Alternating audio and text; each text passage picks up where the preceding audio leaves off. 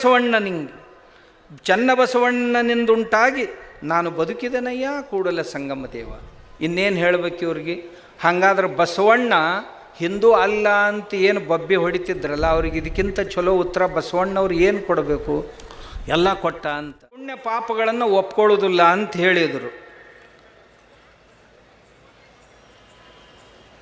ಕರಿ ಅಂಜುವುದು ಅಂಕುಶಕ್ಕಯ್ಯ, ಗಿರಿ ಅಂಜುವುದು ಕುಲಿಶಕ್ಕಯ್ಯ, ತಮಂದ ಅಂಜುವುದು ಜ್ಯೋತಿಗಯ್ಯ, ಕಾನನ ಅಂಜುವುದು ಬೆಂಕಿಗಯ್ಯ ಬೇಗೆಗಯ್ಯ, ಪಂಚಮಹಾಪಾತಕ ಅಂಜುವುದು ಕೂಡಲ ಸಂಗಮನ ನಾಮಕ್ಕಯ್ಯ.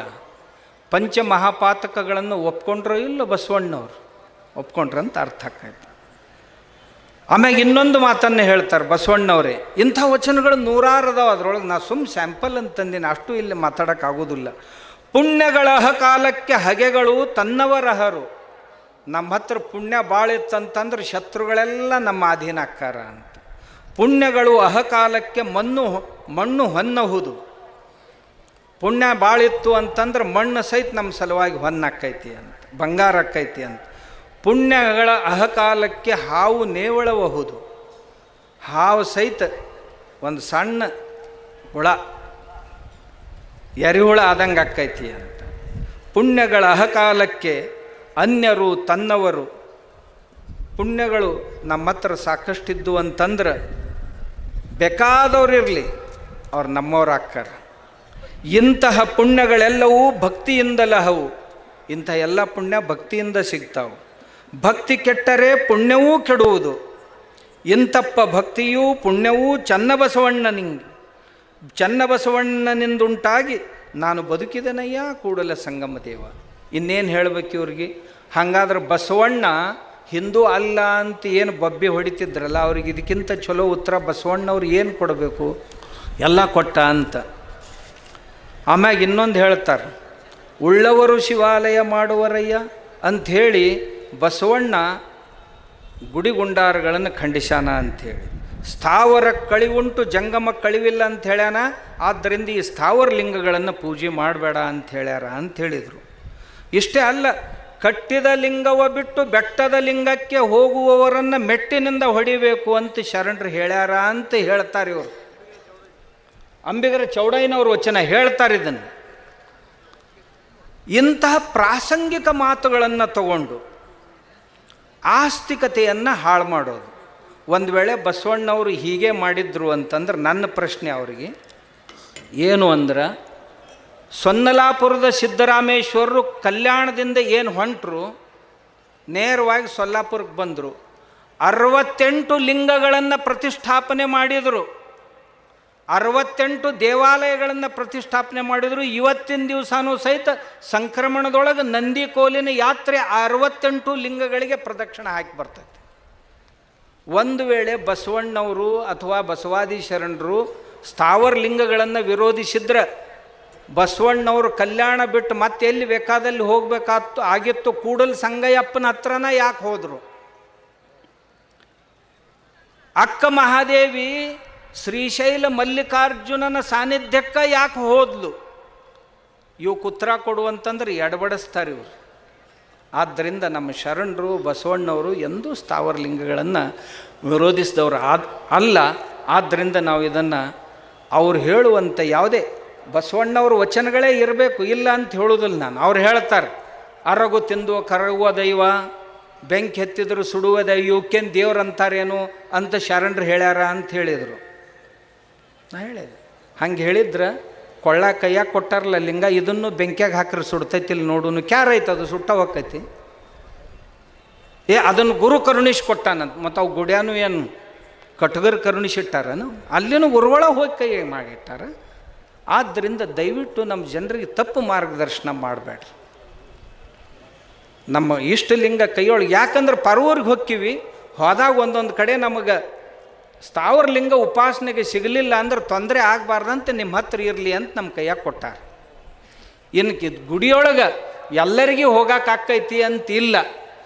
ಆದ್ದರಿಂದ ಎಲ್ಲರಿಗೆ ಅನುಕೂಲ ಆಗಲಿ ಅಂತ ನಮ್ಮ ಕೈಯಾಗ ಕೊಟ್ಟಾರ. ಇದಕ್ಕೆ ಮತ್ತೊಂದು ದೊಡ್ಡ ಉಪನ್ಯಾಸ ಜಡಿತಾರೆ ಅವ್ರು. ನೀವೇನು ಉಪನ್ಯಾಸ ಜಡಿದ್ರು ನಿಮ್ಮ ಅಪ್ಪನಂಗೆ ಜಡಿಯುವಷ್ಟು ಸಾಮರ್ಥ್ಯ ನನ್ನೊಳಗೆ ಐತಂತ ನಾ ಅವ್ರಿಗೆ ಹೇಳೀನಿ. ದಯವಿಟ್ಟು ಹಿಂಗೆ ಮಾಡಿ ನಮ್ಮ ಜನರ ತಲೆ ಕೆಡಿಸ್ಬೇಡ್ರಿ ಅಂತ. ಆಮೇಲೆ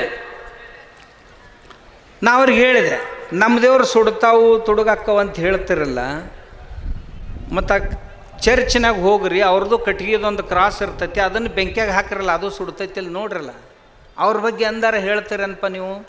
ಇಲ್ಲ. ಹೊಳ್ಳಿ ಮುಳಿ ಸುತ್ತಮುತ್ತ ಕುಳ್ಬಾಣ ಸುತ್ತ ಕುಳ್ಳಾಯಕ್ಕೆ ಬರ್ತಿರಲ್ಲೋ ಯಾಕೆ ಅಂತ ನಾ ಕೇಳೋದು. ಇದಕ್ಕಿಂತ ಹೆಚ್ಚಿಂದ ಏನೂ ಕೇಳಿಲ್ಲ ಅವ್ರಿಗೆ. ಆಮೇಲೆ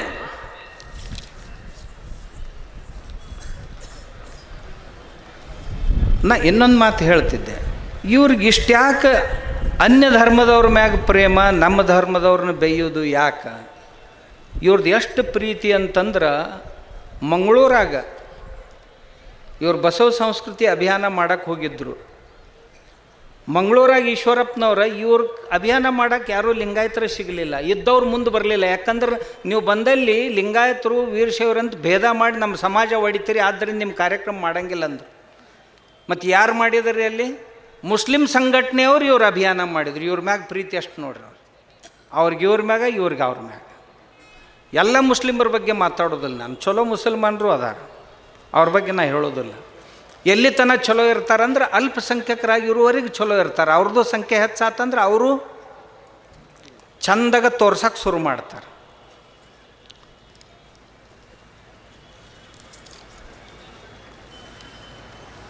ನಮ್ಮ ಜಗಲಿ ದೇವ್ರನ್ನ ವಿಸರ್ಜನೆ ಮಾಡಿರಿ ಅಂದ್ರಿ. ಯಾಕ್ರಪ್ಪ, ನಮ್ಮ ದೇವ್ರೇನು ನಿಮ್ಗೇನು ಪಾಲು ಕೇಳ್ಯಾವ? ಜಗಲಿ ಮ್ಯಾಗಿನ ದೇವರು ಎಲ್ಲಿಗೆ ಬಂತು ಅಂತಂದ್ರೆ, ಈ ಸ್ವಾಮಿಗಳು ಮನೆಗೆ ಬರ್ತಾರಂದ್ರೆ ಭಕ್ತರು ಏನು ಅನ್ನಕತ್ರಿ, ಸ್ವಾಮಿ ಬರ್ತೈತೆ ಅದ್ರ ಕಣ್ಣು ಬೀಳ್ತದೆ, ಜಗಲಿ ಮ್ಯಾಗ ಎಲ್ಲ ಜೋರು ತೆಗೆದಿಡ್ರಿ, ಅದು ಹೋಗಿಂದ ಮತ್ತಿಡೂನಂತ. ಇಲ್ಲಿಗೆ ಬಂದರು. ಆಮ್ಯಾಗ ಈ ಲಗ್ನದಾಗ ಅಕ್ಕಿ ಕಾಳು ಹಾಕಬೇಡ್ರಿ ಅಂತ. ಅಕ್ಕಿ ಕಾಳು ಹಾಕ್ಬೇಡ್ರಿ, ಮತ್ತೇನು ಹಾಕೋದು? ಹೂವು ಹಾಕೋದು. ಯಾವ ಊರಾಗ ಅಕ್ಕಿ ಬೆಳೆಯಂಗಿಲ್ಲ ಅಲ್ಲಿ ಹೂವನ್ನ ಹಾಕ್ತಾರೆ. ಒಂದು ದೇಶದಾಗ ಅಕ್ಕಿಲ್ಲ ಅಲ್ಲಿ ಉತ್ತತ್ತಿ ಹಾಕ್ತಾರೆ. ಏನು ಹಾಕಿದ್ರು ಬಹಳ ಮಹತ್ವದ್ದಲ್ಲ. ನೀವು ನಿಮ್ಮದಂತ ಅದನ್ನೇನು ಹೇಳ್ಕೊಳ್ಳೋ ಅವಶ್ಯಕತೆ ಇಲ್ಲ. ಅವ್ರನ್ನ ಏನಾರು ಮಾಡಿ ಹೊಡಿಬೇಕು ಅಂತ. ಮೊನ್ನೆ ಒಂದು ಮದುವೆಗೆ ಹೋಗಿದ್ರು ಇವರು. ಅವ ನಿಜಗುಣ ಅಂತ ಹೇಳಿದ್ರಲ್ಲಿ ಇವರು. ಆ ಮುಟ್ಟಾಳ ಇಲ್ಲೇ ಈ ಐಗಳಿ ಹತ್ತಿರ ಒಂದು ಈಗ 8 ದಿನದ ಹಿಂದಿನ ಘಟನೆ ಹೇಳ್ತೇನೆ ನಿಮಗೆ. ಆ ಮನೆಯವರು ಸಿದ್ದೇಶ್ವರ ಅಪ್ಪಗಳು ಶಿಷ್ಯರು. ಅವ್ರಿಗೇನು ಉಪದೇಶ ಮಾಡ್ಯಾರ, ಬಸವಣ್ಣವ್ರದ್ದು ಸಿದ್ದೇಶ್ವರ ಅಪ್ಪಗಳದ್ದು ಒಂದು ಫೋಟೋ ಮಾಡಿರಿ ಅಂತ ಹೇಳಿದರು. ಮಾಡಿದರು. ಅವರು ಮಾಡಿ ಅಲ್ಲಿಟ್ಟು ಅದ್ರ ಎದುರಿಗೆ ಅವರು ವೈದಿಕ ಪದ್ಧತಿಯಿಂದ ಲಗ್ನ ಮಾಡಿದರು. ಮಾಡಿಂದ ಇವ ಬಂದಲ್ಲಿ, ನಾ ಸ್ವಲ್ಪ ಬಸವಣ್ಣವ್ರ ಪದ್ಧತಿಲೇ ಹಾಕ್ತೇನೆ. ಬಸವಣ್ಣವ್ರು ಎಲ್ಲರೂ ಒಂದು ಕಡೆಯಾರ ಬರ್ದಾರನು ಹೂವು ಹಾಕ್ರಂತ. ನಿಮ್ಗೆ ಏನೇನು ತಲೆಯಾಗಿ ಬರ್ತೈತೆ ಅದನ್ನೆಲ್ಲ ಬಸವಣ್ಣನ ಹೆಸರಲ್ಲೇ ಕಪ್ಪಿಸ್ಕೊಂತ ಹೊಂಟೇರಿ. ಇವನು 2 ಹೂವು ಹಾಕಿದ. ಭಾಳ ಚಲೋ ಮಾಡಿರಿ ಅಂತ ಹೋದ. ಮುಂದೆ 3 ದಿವ್ಸಕ್ಕೆ ಆ ಲಗ್ನ ಮನೆ ಮಾಲಕ್ ಇವ್ ಭೇಟಿ ಆದ. ಎಲ್ಲಿ? ಮತ್ತೊಂದು ಊರಾಗ. ಆ ಸಿದ್ದೇಶ್ವರ ಸ್ವಾಮಿಗಳನ್ನ ಬಸವಣ್ಣನ ಜೊತೆಗೆ ಸೇರಿಸಿರಿ. ಬಸವಣ್ಣವ್ರಷ್ಟು ಎತ್ತರ ಐತೆ ಅವ್ರದ್ದು. ಎಲ್ಲ ಹಲ್ಕಟ್ಟು ನನ್ನ ಮಗನ. ಇವಾಗಿನ ಮುಂದಿನ ಶಬ್ದ ನಾ ಮಾತಾಡಬಾರ್ದು, ಅದು ಮುಂದಿಂದ ನೀವು ಮಾಡ್ಬೇಕು. ಸಿದ್ದೇಶ್ವರ ಅಪ್ಪಗಳು ಎಷ್ಟು ಎತ್ತರದವ್ರು ಅನ್ನೋದು ಈ ಬಡ್ಡಿ ಮಗ್ಗೆ ಏನು ಗೊತ್ತು? ಯಾವ ಜಾತ್ಯಾಗ ಹುಟ್ಟೈತಿ ಆ ಜಾತಿಯವ್ರಿಗೆ ಇವ ಆಗಿಲ್ಲ, ಇನ್ನು ನಮಗೆ ಲಿಂಗಾಯತರಿಗೆ ಏನಾಗವದ? ಇವ ಹುಟ್ಟಿದ್ದು ಬೇರೆ ಜಾತಿ ಒಳಗೆ ಬಂದು ಲಿಂಗಾಯತಾಗ ನಾ ಹುಟ್ಟಿದ ಜಾತಿಗೆ ಆಗಿಲ್ಲ, ಅವರ ಅಪ್ಪ ಅವ್ಗ ಆಗಿಲ್ಲ ಅಂದಾಗ ನಮಗೇನಾಗವದ? ಸಿದ್ದೇಶ್ವರ ಅಪ್ಪಗಳ ಬಗ್ಗೆ ನೀನು ಹಗುರವಾಗಿ ಮಾತಾಡ್ತೀಯ ಮಗನ ತನ್ನ ಸಿಗಲೇವ ಅಂತ ಹೇಳಿನ? ಇಲ್ರಿ, ನಾ ಹೇಳಿನಿ ಕಾಡು ಸಿದ್ದೇಶ್ವರ. ನಮ್ಮ ಅಮ್ಮದಾಳ ನೋಡು, ಅಕ್ಕಿಗೆ ಫೋನ್ ಮಾಡಿ ಹೇಳ್ತಿರ್ತಾನೆ, ಇಲ್ರಿ ಎಲ್ಲ ಮುಟ್ಟಾಳ್ರಿಗೆ ಹೇಳಿದ್ದು ನಾನು ನಮ್ಮ ಗ್ಯಾಂಗ್ನವ್ರಿಗೆ, ಕಾಡು ಸಿದ್ದೇಶ್ವರ ಸ್ವಾಮಿನ ತಡವೀರಂತಂದ್ರೆ ಹುಲಿ ತಡವಿದಂಗೆ ಆಗೈತಿ, ನೀವು ಬಿಟ್ಟರು ಅವ ಬಿಡೋದಿಲ್ಲ. ನಾ ಹೇಳಿನ್ರಿ ಹಿಂಗಂತ ಒಂದು ಕಡೆ ಹೇಳ್ತಾನೆ, ಮತ್ತೊಂದು ಕಡೆ ಈ ನಮ್ನಿ ಮಾಡ್ತಾನೆ. ಅವ ಏನು ಮಾಡ್ಯಾನ, ಡಬಲ್ ಗೇಮ್ ಮಾಡ್ಕೊಳ್ತಾ ಹೆಂಗಾರ ಪಾರಾಗಬೇಕಂತಾನ. ತಮ್ಮ ನೀನು ಪಾರಾಗಕ್ಕೆ ಸಾಧ್ಯ ಇಲ್ಲ. ಎಲ್ಲಿ ಬರ್ತಾನೆ ಅಲ್ಲೆಲ್ಲ ನೀವು ತಯಾರಾಗೇ ಇರ್ಬೇಕು. ನಾ ಹೇಳ್ತೇನೆ ನಿಮಗೆ, ಎಲ್ಲಿ ಬೇಕಾದಲ್ಲಿ ಬರೋಲ್ಲಕ್ಕವ. ಬಂದಂದ್ರೆ ನೀವು ತಯಾರಾಗೇ ಇರ್ಬೇಕು. ಯಾಕೋ ಮಗನ ಹಿಂಗೆ ಯಾಕೆ ಮಾತಾಡ್ತೀನಿ ಅಂತ. ನಮ್ಮ ದೇವ್ರಿಗೆ ಬೈತಿದ್ದಿ, ನಮ್ಮ ದಿಂಡ್ರಿಗೆ ಬೈತಿದ್ದಿ, ಕೇಳುವಕ್ಕೆ ತಯಾರಾಗಿರ್ಬೇಕು. ಅಂದರೆ ಇವರು ಹೊರಗೇನಿರ್ತೈತಿ ಒಳಗೇನಿರ್ತೈತಿ ಅನ್ನೋದನ್ನು ನಾನು ನಿಮಗೆ ಹೇಳಿದೆ.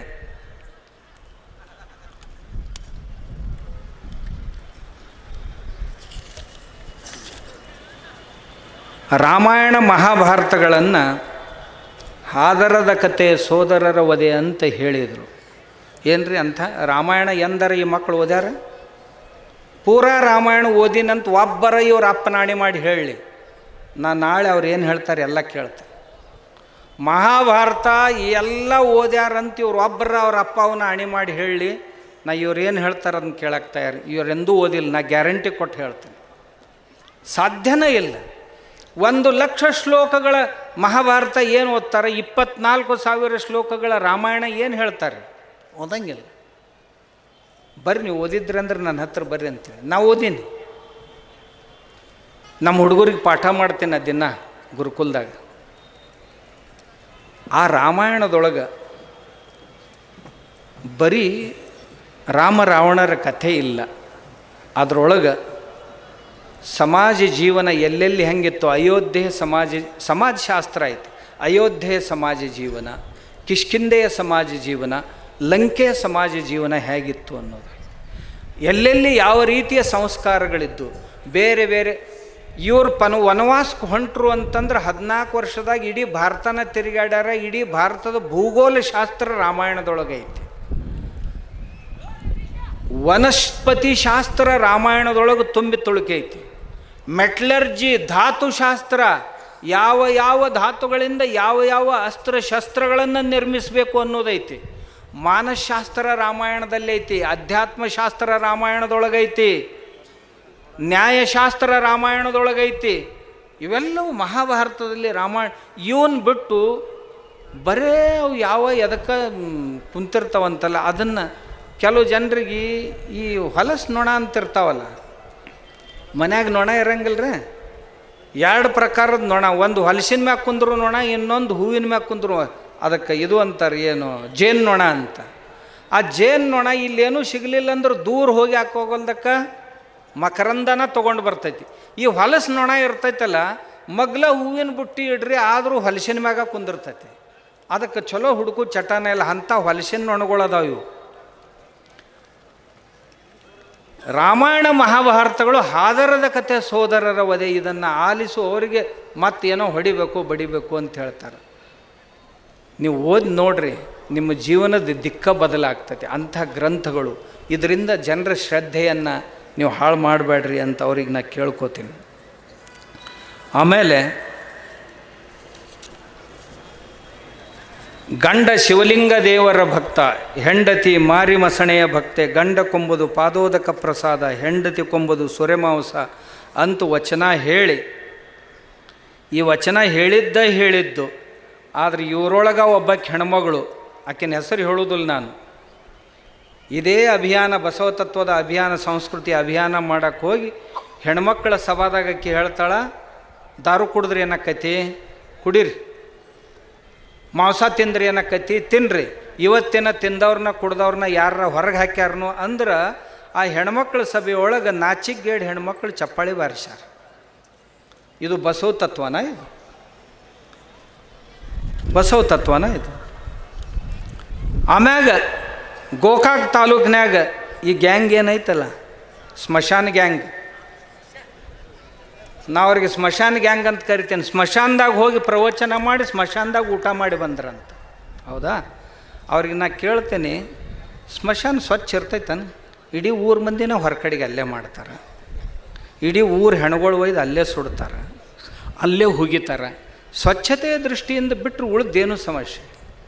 ಆದ್ರೆ ನಾವು ಒಂದು ಶ್ರದ್ಧೆಯನ್ನು ತೆಗೆದು ಹಾಕ್ತೀವಿ. ಸ್ಮಶಾನದೊಳಗೆ ಪ್ರವಚನ ಮಾಡ್ತೀವಿ, ಸ್ಮಶಾನದೊಳಗೆ ಊಟ ಮಾಡ್ತೀವಿ. ನಾಳೆಗೆ ನೀವು ರೊಕ್ಕ ಕೊಟ್ಟರೆ ಸಂಡಾಸ್ದಾಗ ಸಹಿತ ಕುತ್ಕೊಂಡು ಊಟ ಮಾಡ್ತೀರಿ ಅಂದಂಗೆ ಆತಲ್ಲ. ಹೌದಲ್ಲ? ದಕ್ಷಿಣ ಕೊಟ್ಟರೆ ಪಾಯ್ಖಾನ್ಯಾಗ ಸಹಿತ ಕುತ್ಕೊಂಡು ಊಟ ಮಾಡ್ತೀರಿ ಅಂತ ಇದ್ರ ಅರ್ಥ ಆತಲ್ಲ. ಅಲ್ರಿ, ಹೊಲಸು ಜಾಗದ ಇದೆಂಥ ಅಂಧ ಶ್ರದ್ಧೆಯನ್ನು ದೂರ ಕಳೆಯುವಂಥ ಪದ್ಧತಿ. ಮಾಡಿಸೋರಿಗೆ ಬುದ್ಧಿಲ್ಲ, ಮಾಡೋರಿಗೆ ಬುದ್ಧಿಲ್ಲ. ಸ್ವಚ್ಛತೆ ಅನ್ನೋದು ಇದು ಯಾವ ಪರಂಪರೆಯನ್ನು ಹುಟ್ಟು ಹಾಕ್ಲಿಕ್ಕೆ ಹೊರಟೀರಿ? ಮಾನ್ಯ ಶಿವರಾತ್ರಿಯಾಗ ಒಂದಿಷ್ಟು ಹಂದಿಗಳಿದ್ರಾನು ಹೋಗಿ ಸ್ಮಶಾನದಾಗ ನಾವು ಪೂಜೆ ಮಾಡ್ಕೋತೀವಿ ಅಂತ. ಏನು ನೀವೇನು ಅಘೋರಿಗಳೇನಪ್ಪ? ಸ್ಮಶಾನದಾಗ ಪೂಜೆ ಮಾಡ್ಕೋತಾರಂತ. ಮನೆಯನ್ನು ಹಾಳು ಬಿದ್ದಾವ ನಿಮ್ಮ ಮನೆಯನ್ನು ಸ್ಮಶಾನ ಆಗ್ಯಾವ, ನೀವು ಹೋಗಿ ಸ್ಮಶಾನದಾಗ ಪೂಜೆ ಮಾಡ್ಕೊಳಕ್ಕೆ? ಮನ್ಯಾಗ ಇಷ್ಟು ಪವಿತ್ರ ವಾತಾವರಣ ಐತಿ, ಮನ್ಯಾಗ ಕುಂತ್ಕೊಂಡು ಪೂಜೆ ಮಾಡ್ಕೊಳ್ಳೋದು ಬಿಟ್ಟು ಯಾವ ಸಂದೇಶವನ್ನು ಕೊಡ್ಲಿಕ್ಕೆ ಹೊರಟೀರಿ ನೀವು? ದಯವಿಟ್ಟು ಹಿಂಗೆ ಮಾಡಿ ಬಸವಣ್ಣವ್ರ ಹೆಸರನ್ನು ಕೆಡಿಸ್ಬೇಡ್ರಿ ಅಂತ ಹೇಳೋದು ಅಷ್ಟೇ ನಮ್ಮ ಕಳಕಳಿ ಅವ್ರಿಗೆ.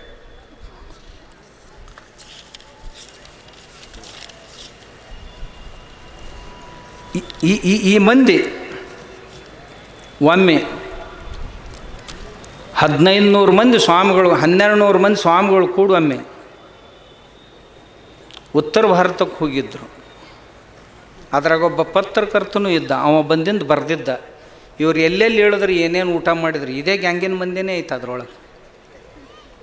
ಯಾವ ಡಾಬಾದಾಗ ಏನೇನು ತಿಂದ್ರು ಏನೇನು ಕುಡಿದ್ರು ಎಲ್ಲ ಫೋಟೋ ಅದಾವೆ.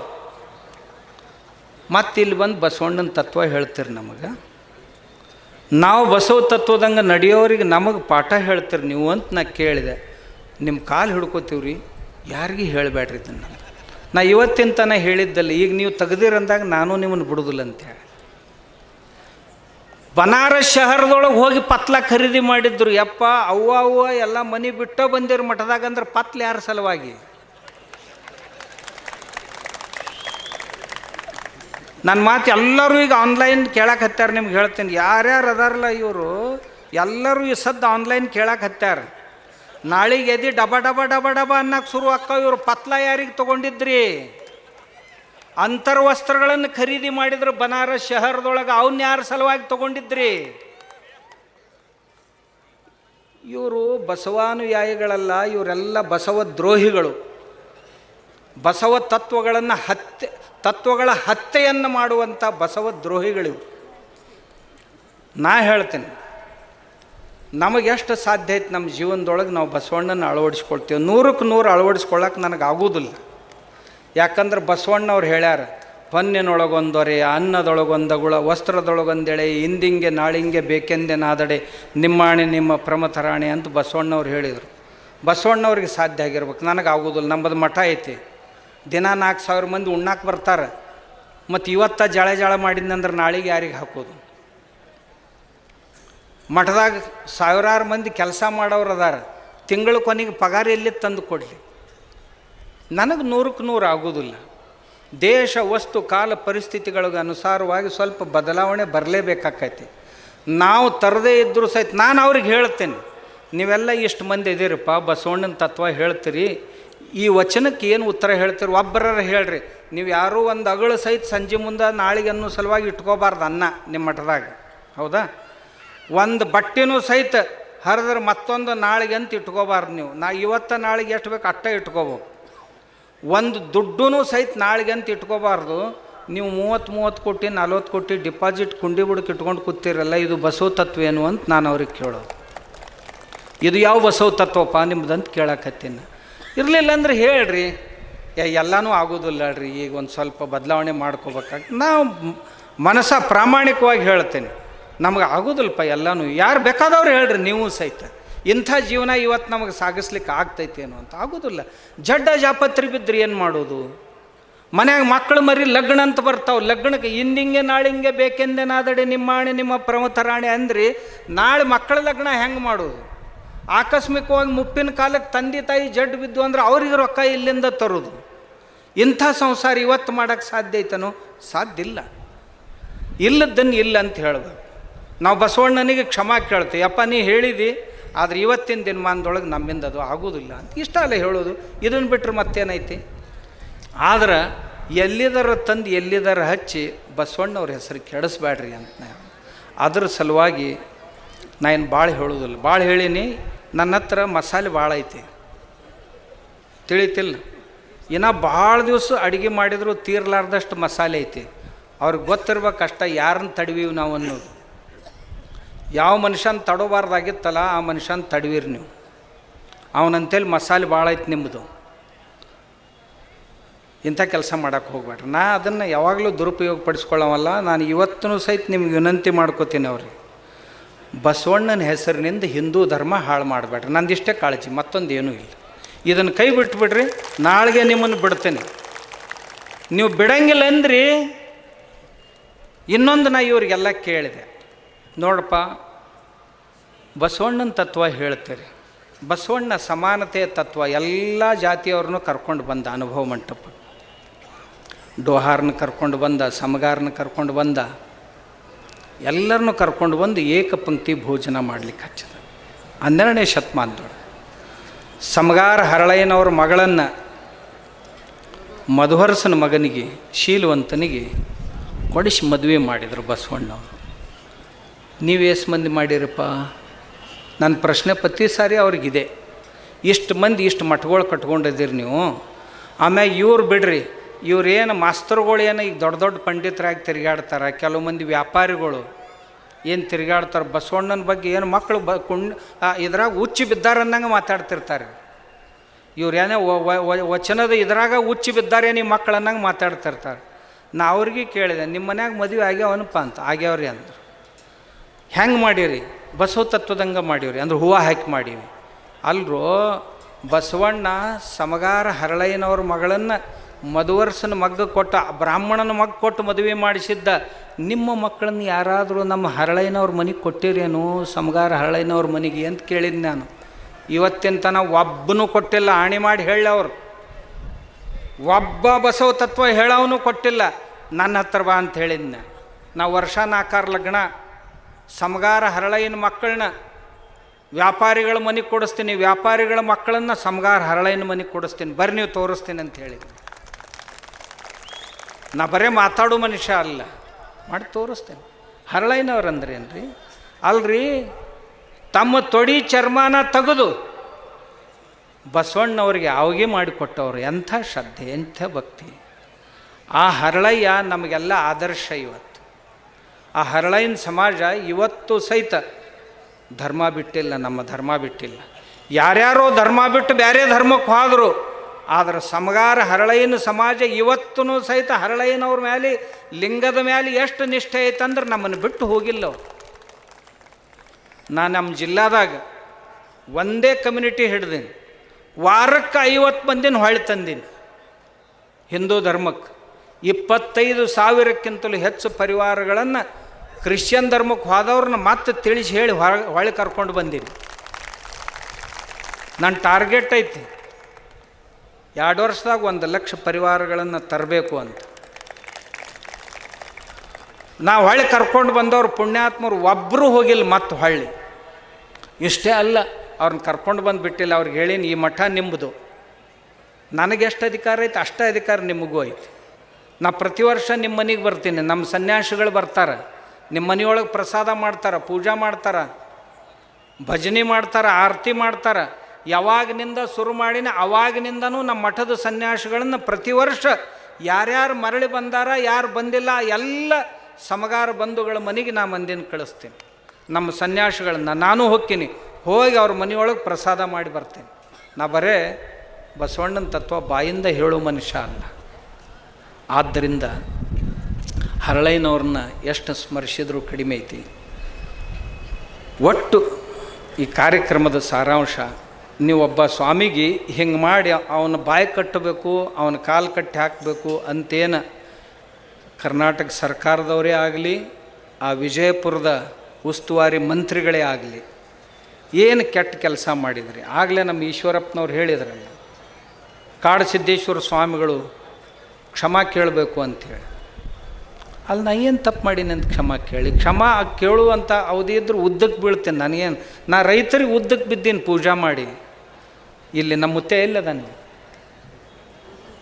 ಅಮರೇಶ್ವರ ದೇವರು ಹೋದ್ರ, ಅಮರೇಶ್ವರ ದೇವ್ರ ಮಠದಾಗ ರೈತರ ಪಾದ ಪೂಜಾ ಮಾಡಿದೆವು. ಪಾದ ಪೂಜಾ ಮಾಡಿದಾಗ ನಾ ರೈತರಿಗೆ ಸಾಷ್ಟಾಂಗ ನಮಸ್ಕಾರ ಹಾಕಿದೆ, ನಮ್ಮ ದೇವ್ರು ನೀವಂತ. ನನಗೇನು ಅದ್ರ ಬಗ್ಗೆ ಇದು ಇಲ್ಲ. ತಪ್ಪಿದ್ರಂತಲ್ಲ, ರೈತರ ಬಗ್ಗೆ ಇದು. ಈ ಮನುಷ್ಯ ನಮ್ಮನ್ನು ಕೇಳ್ತಾನ, ಸ್ವಾಮಿಗಳ ಕ್ಷಮಾ ಕೇಳಿದ್ರೆ ನಾವು ಬಿಜಾಪುರ ಜಿಲ್ಲಾದಾಗ ಬಿಜಾಪುರ ಜಿಲ್ಲಾದ ಮಾಲಕ್ ನೀನ ಅನಪ್ಪ ಅಂತ ಅನಿಸ್ತು ನಮಗೆ. ಇಲ್ಲ, ನಾವು ಇಡೀ ರಾಜ್ಯಕ್ಕೆ ಅವ್ರನ್ನ ಬಂದ್ ಮಾಡ್ತೀವಿ ಅಂತಂದು. ಪುಣ್ಯಾತ್ಮ, ಅಧಿಕಾರ ಶಾಶ್ವತ ಅಲ್ಪ, ಇಂದಿಲ್ಲ ನಾಳೆ ಬದಲಿ ಆಕ್ಕೈತೆ. ಯಾರು ನಾವೇನು ಅಮರ ಪಟ್ಟಿ ಕಟ್ಕೊಂಡು ಬಂದೀವೇನೋ ಇಲ್ಲ. ದಯವಿಟ್ಟು ಹಂಗೆ ಮಾತಾಡೋಕ್ಕೆ ಹೋಗಬೇಡ. ಇವತ್ತದಿ ನಾಳಿಲ್ಲ. ಹಿಂಗೆ ನೀವು ಮಾತಾಡಿದ್ದನ್ನು ಮಂದಿ ಕೇಳಿದ್ರು ಇಲೆಕ್ಷನ್ ತನ ನೆನಪಿನಾಗ ಇಟ್ಕೊಂಡ್ರಂತಂದ್ರೆ ನೀ ಏನು ಹೊಳ್ಳಿ ಬರೋದಿಲ್ಲ. ಇಲೆಕ್ಷನ್ ತನ ನೆನಪಿನಾಗ ಇಟ್ಕೊಂಡ್ರಂದ್ರೆ ಇರಲಿಲ್ಲ ಅಂದ್ರೆ ನಾವು ಒಮ್ಮೊಮ್ಮೆ ಇಲೆಕ್ಷನ್ ಬಂದಾಗ ಹೋಗಿ ನೆನಪು ಮಾಡಿ ಕೊಟ್ಟು ಬಂದೆ ಅಂದ್ರೆ ನೀವು ಉಳಿದಿಲ್ಲ. ತಿಳಿತಿಲ್ಲ, ನನಗೆಲ್ಲ ಬರ್ತಾವೆ. ನಮ್ಮಲ್ಲಿ ಒಬ್ಬ ಮಿನಿಸ್ಟ್ರ್ ನಮ್ಮ ಮಠಕ್ಕೆ ಹಿಂಗೆ ತೊಂದರೆ ಮಾಡಿದ. ಮಾಡಿದ ಕೂಡಲೇ ನಾವು ಒಬ್ಬನ್ನ ಕಳಿಸಿದೆ, ಈ ಸರಿ ಇವ ಬೀಳ್ಬೇಕು ನೋಡು ಅಂತ. ಅವ ಪ್ರತಿ ಸಾರಿ 40,000 ಹೋಟ್ಲೆ ಲೀಡ್ಲೇ ಬರ್ತಿದ್ದ, 40,000 ಹೋಟ್ಲೆ ಮಕ್ಕೊಂಡ. ಅವ ಗೊತ್ತಾಗಲಿಲ್ಲ ಯಾರು ಕೆಡಿಯೋದ್ರಂತ. ಒಬ್ಬ MP ಅದಾನವ, ಶೇತಕರಿ ಕಾಮಗಾರ ಪಾರ್ಟಿ ಅಂತ ತಿಳ್ಕೊಂಡು ಅವ ಏನು ಪ್ರಚಾರ ಮಾಡ್ತಾನೆ. ನಾವೊಂದು ಸಭಾದಾಗ ಹೋಗಿದ್ದೆ, ಹಿಂಗೆ ಏನೋ ಅಪಮಾನಾಸ್ಪದವಾಗಿ ಮಾಡಿ ಎದ್ದು ಹೋಗಿಬಿಟ್ಟ. ಅಲ್ಲಿಂದ ಧರ್ಮದ ಬಗ್ಗೆ ಏನೋ ಮಾಡಿ ಹೋದ ಕೂಡಲೇ ಬರಲಿ ತಡಿ ಟೈಮ್ ಅಂತ ಸುಮ್ಮ ಕುಂತ ಕೂಡಲೇ ಮುಂದೆ ಇಲೆಕ್ಷನ್ ಬಂತು. ಅವ ಎಲ್ಲ ಕಡೆ ಪ್ರಚಾರ ಮಾಡ್ತಾನೆ. 2 ಸಾರಿ MLA ಇದ್ದ, 2 ಸಾರಿ MP ಆಗಿ 3ನೇ ಸಾರಿಗೆ ನಿಂತಿದ್ದ.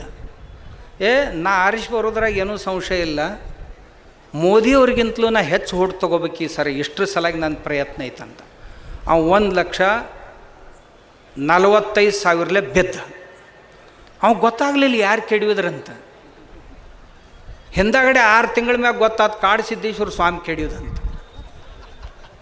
ಹೆಂಗೆ ಕೆಡಿಯೋದ್ರು ಇವರು, ಯಾವಾಗಾರು ಕೆಡಿಯೋದ್ರು, ಎಲ್ಲಿ ಒಟ್ಟು ಅಲ್ಲಿ ಬಂದಿದ್ದಿಲ್ಲ ಸಹಿತ ಅಲ್ಲಿ ಹೋಗೋ ಅವಶ್ಯಕತೆನೇ ಇಲ್ಲ ನನಗೆ.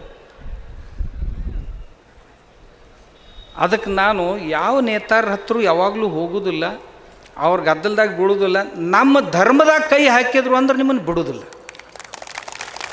ನನ್ನ ವೈಯಕ್ತಿಕ ನೀ ಏನು ಮಾಡೋದು ಮಾಡ್ತು, ಆದ್ರೆ ನಮ್ಮ ಧರ್ಮದ ಬಗ್ಗೆ ಕೈ ಹಾಕಿದೆ ಅಂದ್ರೆ ನಿನ್ನ ಬಿಡೋದಿಲ್ಲ.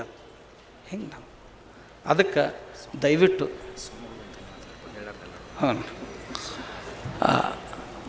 ದಯವಿಟ್ಟು ಎಲ್ರಿಗೆ ನನ್ನ ಇದು ನಾನೇನು ಅಹಂಕಾರದಿಂದ ಈ ಮಾತು ಹೇಳೋದಿಲ್ಲ, ನಿಮ್ಮೆಲ್ಲರ ಪರವಾಗಿ ಈ ಮಾತು ಹೇಳೋದು. ನೀವೆಲ್ಲರೂ ಅದಕ್ಕೆಲ್ಲ ಸಪೋರ್ಟ್ ಮಾಡ್ತೀರಂತ ನಿಮ್ಮ ಧೈರ್ಯದ ಮ್ಯಾಗ ಹೇಳ್ತೇನೆ ನಾನು. ಮತ್ತು ನೀವು ಸ್ವಾಮಿ ಹಿಂಗಂದ ನಾನು ಹೆಂಗೆ ಮಾಡ್ತಾನೆ ನೋಡು ನೀವು ನನ್ನ ತಂದಿರಿ ಮತ್ತು ನಾಳೆಗೆ ಹಂಗಿಲ್ಲ. ಯಾಕಂದ್ರೆ ನೀವು ನೋಡ್ರಿ, ಈಗ ಕಮೆಂಟ್ಗಳು ಏನು ಇರ್ತಾವಲ್ಲ, ಇವ್ರು ಏನೇನು ಬರೆದಿರ್ತಾರೆ, ಪೋಸ್ಟ್ ಹಾಕಿರ್ತಾರೆ, ಅದ್ರ ಕೆಳಗೆ ಕಮೆಂಟ್ ಓದಿದ್ರೆ ಅಂದ್ರೆ ಊರ್ಲಿ ಹಾಕ್ಕೊಂಡು ಸಾಯ್ಬೇಕು ಅವ್ರು.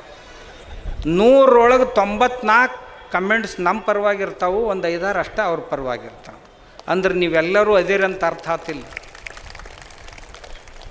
ಇಂಥ ಈ ಸಮಾರಂಭಕ್ಕೆ ನಾವೊಬ್ಬನೇ ಅಂತಲ್ಲ, ನಾವೊಬ್ಬ ಮುಖ ಬರೇ, ನಮ್ಮ ಹಿಂದಿರುವಂಥ ಎಲ್ಲ ಶಕ್ತಿ ಇಲ್ಲಿ ನಮ್ಮ ಪೂಜ್ಯರದಾರ.